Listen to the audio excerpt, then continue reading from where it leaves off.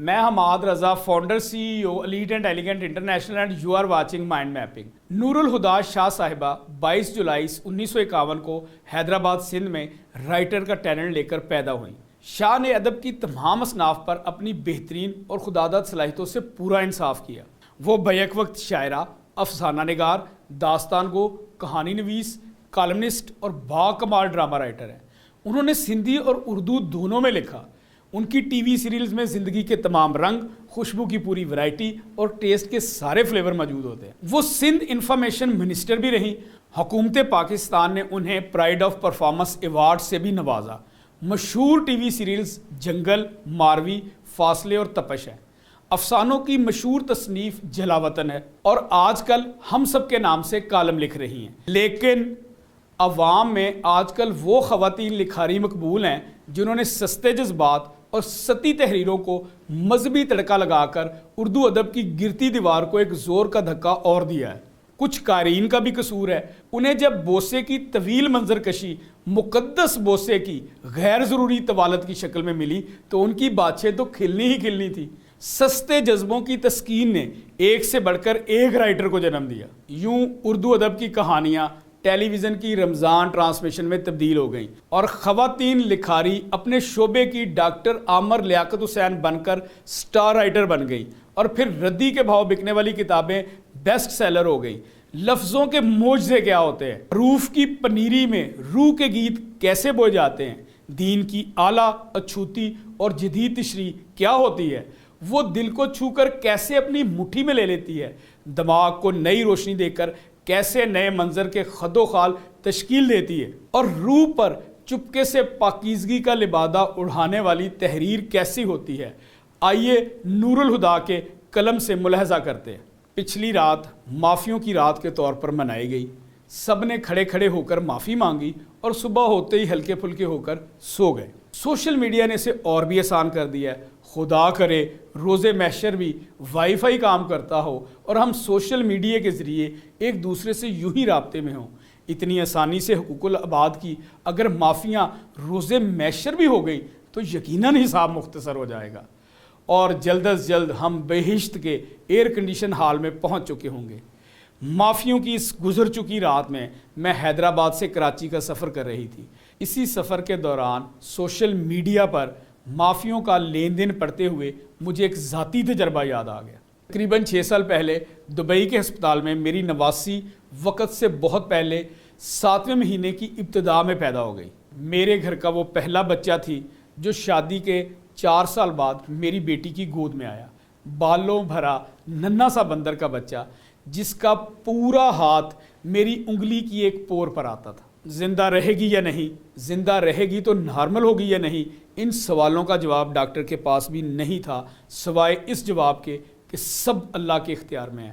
ہر روز doctor بتاتے بس ختم ہوا چاہتی ہے، فوراً پہنچو، بھاگے بھاگے پہنچتے۔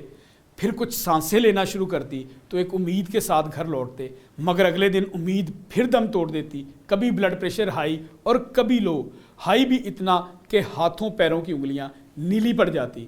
پوچھنے پر بتایا جاتا اگر بلڈ سرکولیشن نارمل ہو گئی تو یہ ٹھیک ہو جائیں گی، ورنہ جسم کا نکارہ حصہ بن جائیں گی۔ اسی طرح کبھی شوگر لیول ہائی اور کبھی لو ہو جاتا۔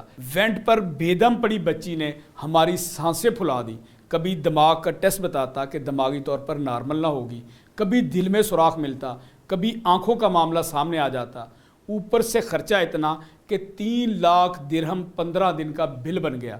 شاہ لکھتی ہے میرا حال یہ تھا کہ میرے سامنے میری اپنی بیٹی کے آنسو بھی تھے اور اس کے بچے کی ناممکن زندگی بھی۔ تھک کر چور ہو گئی تو ایک بار تو ڈاکٹر کو بھی کہہ دیا اس کو بچانے کی کوشش نہ کرے۔ بچ بھی گئی تو پتہ نہیں کس حال میں ہوگی۔ ڈاکٹر نے کہا آپ کون ہوتی ہے زندگی چھیننے کا فیصلہ کرنے والی۔ انہی حالات میں ایک دن نماز میں کھڑے ہوئے میں رو دی، اللہ کو بے بسی سے مخاطب کر کے کہا یا اللہ مجھ سے ایسا کیا گناہ ہو گیا ہے جس کی یہ سزا ہے؟ بالکل ہی اگلے لمحے چھپاک سے ایک منظر کی تصویر اور اس میں ایک چہرہ صرف 1 سیکنڈ کے لیے میری نگاہ یا ذہن سے گزر گیا، اور حیرت کی بات تھی کہ اگلے سیکنڈ مجھے یاد بھی نہ رہا کہ میں نے کیا دیکھا تھا۔ پوری نماز اسی کشمکش میں گزری پر یاد ہی نہیں آیا۔ اگلے 2 دن دبئی کی سڑکوں پر ہسپتال اور گھر کے بیچ آتے جاتے، رات کو بستر میں اسی کشمکش سے گزرتی رہی، پر یاد ہی نہیں آیا دیکھا کیا تھا۔ اپنے جتنے بھی گناہوں اور خطاؤں کی فہرست میرے ذہن میں تھی انہیں گنتی رہی، مگر کسی سے اس منظر کا نشان نہیں مل رہا تھا۔ 2 دن بعد اچانک یاد آیا وہ کیا منظر اور چہرہ تھا۔ 15 برس پرانا وہ واقعہ مجھے کبھی بھی یاد نہ آیا۔ میری ایک بہت قریبی رشتہ دار لڑکی شوہر اور حالات کے ہاتھوں ستائی ہوئی 2 بچوں کو ساتھ لیے چھوٹے سے ٹاؤن سے حیدرآباد میں شفٹ ہوئی تھی۔ اس کے بچوں کا تو مستقبل تاریک تھا ہی، پر کسی طرح بچوں کا مستقبل سنور جائے اس کے بیٹے بیٹی کو میں نے حیدرآباد کے بہت اچھے اسکولوں میں داخل کرایا۔ اسے بچوں سمیت تب تک اپنے گھر میں رکھا جب تک ان کی رہائش کا بندوبست نہ ہوا۔ اسی دوران اس کی بیٹی کا 9ویں کلاس کا بورڈ کا امتحان بھی ہوا اور بچی A گریڈ مارکس لے کر پاس ہو گئی۔ رزلٹ کے اگلے دن وہ بچی روتی ہوئی اسکول سے لوٹی۔ پتہ چلا کلاس ٹیچر مس حبیب النساء نے اسے پوری کلاس کے سامنے کہا ہے، تم تو اتنے نمبر لینے والی نہیں ہو، کس سے سفارش کروائی؟ بھری کلاس میں اس بے عزتی پر وہ بچی بری طرح رو رہی تھی۔ بچی کی حالت دیکھ کر ماں بھی رو رہی تھی، اوپر سے بچی نے کہہ دیا اب وہ اسکول بھی نہیں جائے گی۔ میں ہمیشہ سے مظلوم کے حق کے لیے لڑنے مرنے پر تل جانے والی رہی ہوں، اور اس طرح کے جھگڑوں میں خدائی فوجدار کی طرح کود پڑنے کی عادت رہی ہے میری۔ فوراً گاڑی نکالی اور پہنچ گئی اسکول۔ حیدرآباد کے اکثر لوگ مجھے پہچانتے تھے۔ میں سیدھی پرنسپل کے آفس میں گئی اور ہنگامہ مچا دیا۔ ایک بچی اپنی محنت سے پڑھی ہے، ایک چھوٹے ٹاؤن سے مستقبل بنانے آئی ہے اور حالات کی وجہ سے پہلے سے سہمی ہوئی ہے۔ اس کی اس طرح ٹیچر حبیب النساء نے پوری کلاس کے سامنے انسلٹ کی ہے۔ میرے ہنگامے پر مس حبیب النساء کو حاضر کیا گیا۔ سادہ سی خاتون مگر چہرے پر ٹھہراؤ، کہنے لگی ہاں میں نے کہا ہے، کیونکہ مجھے وہ بچی اتنی ہوشیار نہیں لگتی جتنے اس نے نمبر لیے ہیں، یقیناً سفارش کی ہے یا کاپی کی ہے۔ شاہ کہتی ہیں مجھے پتا تھا وہ بچی بیچاری سفارش کروانے کی طاقت نہیں رکھتی، نہ ہی اپنی سہمی ہوئی شخصیت کی وجہ سے کاپی کرنے کی صلاحیت رکھتی ہے۔ رٹے مار کر اس نے امتحان دیا تھا اور اتفاق سے وہی سوال آ گئے جن کے جواب اسے یاد تھے۔ شاہ مس حبیب النساء پر برس پڑی، یہ کہاں کا انصاف ہے؟ آپ صرف چھوٹے شہر کی بچی کو دیکھ کر اسے کمتر قرار دے رہی ہیں اور اس کا مستقبل برباد کر رہی ہیں۔ میری آواز یوں بھی بھاری ہے، اس میں مزید گرج آ گئی۔ مس حبیب النساء اسکول کی باقی ٹیچرز کی بھی ناپسندیدہ تھی، سو ان کی کھنچائی کا تماشا دیکھنے پرنسپل کے آفس کے باہر ٹیچرز جمع ہو گئیں۔ بعد میں پتہ چلا وہ بھی خوش تھیں، چلو کوئی تو ہے مس حبیب النساء کو سنانے والا۔ قصہ مختصر، پرنسپل نے بھی انہیں کچھ سخت الفاظ کہے اور میرے ساتھ گھر آ کر اس بچے کو سوری کہا۔ راستے بھر بھی وہ مس حبیب النساء سے اپنی ناراضگی کا اظہار کرتی رہی۔ یوں یہ معاملہ تمام ہوا۔ شاہ لکھتی ہیں یہ نیتاً میری ایک نیکی تھی، ایک مظلوم ماں اور اس کی بچی کی مدد۔ اس کے بعد برسوں میں اس فیملی کے اور بھی کئی مسائل حل کرتے ہوئے اور دکھ سکھ بانٹتے ہوئے یہ واقعہ میرے ذہن سے بالکل ہی اتر گیا، یہاں تک کہ بعد میں جب میں خود زندگی کی ایک بہت بڑی آزمائش سے گزری اور اس فیملی نے میرے ساتھ برا رویہ رکھا تو بھی وہ بات ماضی میں ان پر اپنے احسان کے طور پر بھی یاد نہیں آئی۔ جس طرح انسان اپنے ساتھ برا کرنے والوں پر کیے گئے احسانات کو فطری طور پر یاد کرتا ہے۔ دبئی میں جب سسک کر نماز میں نے اللہ کو کہا مجھ سے ایسی کیا غلطی ہو گئی جس کی سزا میں مجھ پر اولاد کی تکلیف آ گئی، جواب میں وہ حیات اسکول کی پرنسپل مس بلو کے آفس کے اس منظر کی 1 سیکنڈ کی تصویری جھلک اور مس حبیب النساء کا چہرہ تھا۔ میں کراچی آئی، میری ایک کزن مس حبیب النساء کے ساتھ اسی اسکول میں پڑھاتی رہی تھی اور وہ بھی مس حبیب النساء سے ناراض رہا کرتی تھی، اور ان کی بیٹی سلوہ مس حبیب النساء سے ان کے گھر جا کر قرآن بھی پڑھی تھی اور اسکول میں بھی پڑھی تھی۔ میں نے سلوہ سے مس حبیب النساء کا نمبر مانگا اور اسے پوری بات بتائی۔ جواب میں اس نے کہا آپ کو صحیح جواب ملا ہے، میں نے بچپن مس حبیب النساء کے پاس قرآن پڑھتے ہوئے گزارا ہے۔ وہ حافظ قرآن ہونے کے ساتھ فقہ اور حدیث سند کے ساتھ پڑھی ہوئی ہیں۔ اس سے بھی بڑھ کر انہوں نے اپنے ضعیف والدین کی خدمت میں جوانی گزار دی مگر شادی نہ کی۔ والدین کو ان کی ضرورت تھی۔ اپنے آخری دنوں میں ان کے والد بہت ہی ضعیف اور مشکل ہو گئے تھے مگر وہ کبھی بھی اس مشکل ڈیوٹی میں اف تک نہ کہتی تھی بلکہ والد کے پیچھے پیچھے دوڑی پھرتی تھی۔ ان کے غسل خانے کے کام بھی وہ اپنے ہاتھوں سے کرتی تھی مگر وہ لوگوں کو اس لیے نہیں پسند تھی کہ منہ پر صاف صاف اور سچ بولتی تھی۔ سلوہ سے نمبر لے کر میں نے مس حبیب النساء کو فون کیا۔ میرا نام سن کر خوش ہو گئی۔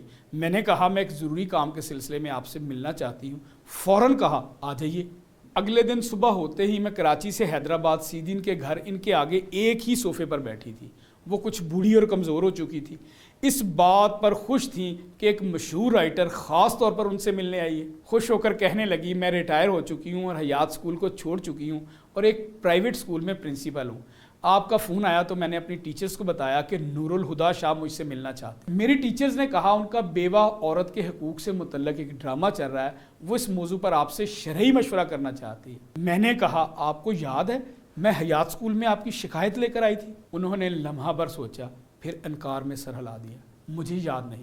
میں نے یاد دلانے کی کوشش کرتے ہوئے کہا پرنسپل کے آفس کے سامنے بہت اونچی آواز میں سخت الفاظ کے ساتھ آپ سے لڑی تھی، آپ کو یاد ہے؟ ذرا سوچا پھر انکار میں سر ہلا دیا۔ میں نے کہا میں نے تقریباً آپ کی انسلٹ کی تھی، آپ کو یاد نہیں؟ کہنے لگی مجھے ایسا کچھ بھی یاد نہیں پڑتا۔ قریب ہی بیٹھے ہوئے میں نے جھک کر ان کے پیر چھو لیے اور ان کے سامنے دونوں ہاتھ جوڑ کر کہا کہ میں نے ایسا کیا تھا اور میں آپ سے اپنے اس عمل کی معافی مانگنے آئی ہوں۔ مس حبیب النساء نے ایک دم سے معافی کے لیے جڑے میرے ہاتھوں کو دونوں ہاتھوں میں تھام لیا۔ یہ نہیں پوچھا آج اتنے برسوں بعد کیسے یہ خیال آیا اور کس مجبوری نے تمہیں جھکایا ہے۔ انتہائی سنجیدگی سے کہا میں نے آپ کو دل سے معاف کیا، اللہ میری معافی آپ کے لیے قبول فرمائے اور آپ جس مشکل میں بھی ہیں اسے آسان کرے، آپ پر آئی ہوئی آزمائش کو معاف کرے۔ اس کے بعد انہوں نے بات بدل دی، بڑی دیر تک ادھر ادھر کی باتیں کرتی رہی، بڑے شوق سے مجھے کھلاتی پلاتی رہی، دعاؤں کے ساتھ مجھے خدا حافظ کہا۔ 1.5 گھنٹے کی ملاقات میں انہوں نے بات کا رخ اس طرف آنے ہی نہیں دیا کہ میں اپنی مجبوری کی اصل کہانی انہیں سناتی۔ چند دنوں بعد میں واپس دبئی لوٹ گئی، جہاں ان کو بیٹر میں ایک ننھی سی جان میں ہماری جان پھنسی ہوئی تھی۔ میری وہ نواسی سال ستمبر میں 6 سال کی ہو جائے گی۔ ماشاءاللہ بہت شرارتی ہے، بہت ہی ذہین اور باتونی، گھنگریالے بال اور بڑی بڑی آنکھوں کے ساتھ بالکل گڑیا سی لگتی ہے۔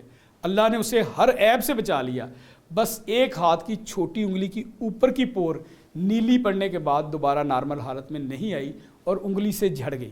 اس کی ایک پور کی کمی ہمیں یاد دلاتی ہے انسان کی تخلیق کا معاملہ کیا ہے اور کس کے ہاتھ میں ہے۔ مس حبیب النساء آج بھی حیات ہیں، مگر یہ تجربہ مجھے سکھا گیا معافی دراصل کیا چیز ہوتی ہے اور نیکی کرنے کا تکبر انسان کو کس طرح سزا کا مستحق بناتا ہے، اور یہ کہ نیکی خود ایک سوالیہ نشان ہے، وہ نیکی ہے بھی کہ نہیں، اس لیے یہ دریا میں ڈالنے والی چیز ہے۔ اور یہ جانا کہ ہم محض اس خوش فہمی میں مبتلا ہے، ہم رسمی معافی تلافی کرتے ہیں کہ پچھلی گلی سے بہشت کی طرف نکل جائیں گے۔ معافی آپ کی انا کے ٹکڑے ٹکڑے مانگتی ہے جو رب کو نہیں چاہیے بلکہ اس انسان کے پیروں میں جا کر رکھنے ہوتے ہیں جس کے ساتھ آپ نے زیادتی کی ہوتی ہے۔ اگر آپ کو یہ ویڈیو پسند آئی ہے تو اسے ضرور کسی کے ساتھ شیئر کریں تاکہ اس مائنڈ میپنگ سے اس کی بھی پوری زندگی بدل جائے۔ بہت بہت پیار، حماد رضا۔